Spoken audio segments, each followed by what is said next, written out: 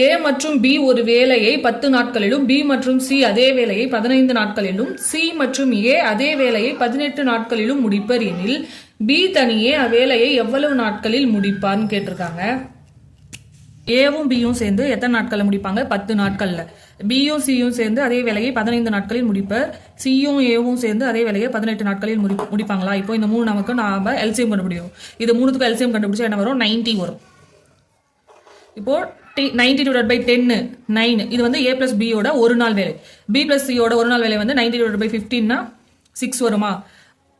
இப்போ 18ல 90 5 டைம்ஸ். இப்போ இதெல்லாம் ஆட் பண்ணா என்ன வரும்?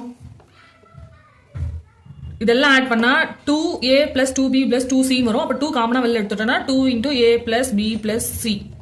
இவங்களுடைய ஒரு நாள் வேலை வந்து இது மொத்தம் ஆட் பண்ணா என்ன வருது?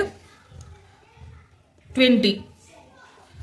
இப்போ நாம இதுல A plus B plus C யோட ஒரு நாள் வேலை கண்டுபிடிக்கணும். இது வந்து 2 into A plus B plus C யோட ஒரு நாள் வேலை 20. அப்போ A plus B plus C யோட ஒரு நாள் வேலைனா 20 divided by 2 கேன்சல் பண்ணா நமக்கு என்ன கிடைக்கும்? 10 கிடைக்கும்.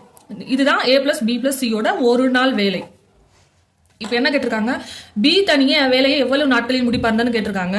இப்போ இதுல A plus B plus C நமக்கு தெரியும். அதுல A plus C மைனஸ் பண்ணா நமக்கு B யோட ஒரு நாள் வேலை தெரிஞ்சிடுமா? இப்போ A plus B plus C யோட ஒரு நாள் வேலை எவ்வளோ? 10 மைனஸ் A plus C யோட ஒரு நாள் வேலை வந்து 5. 10 minus 5 5. இது வந்து A. இப்போ 10 minus 5 5. 5ன்றது வந்து B யோட ஒரு நாள் வேலை. B இன் ஒரு நாள் வேலை வந்து 5. இப்போ நமக்கு வந்து B அந்த வேலையை தனியே எத்தனை நாட்களில் முடிப்பார்னு சொல்லியிருக்காங்களா? அப்போ டோட்டல் ஒர்க்கை 5 ஒரு நாள் வேலையால டிவைட் பண்ணணும். அப்போ என்ன கிடைக்கும்? 90 divided by 5 கேன்சல் பண்ணா 18 கிடைக்கும். அப்போ B தனியே வேலையை 18 டேஸ்ல முடிப்பார். இதுக்கு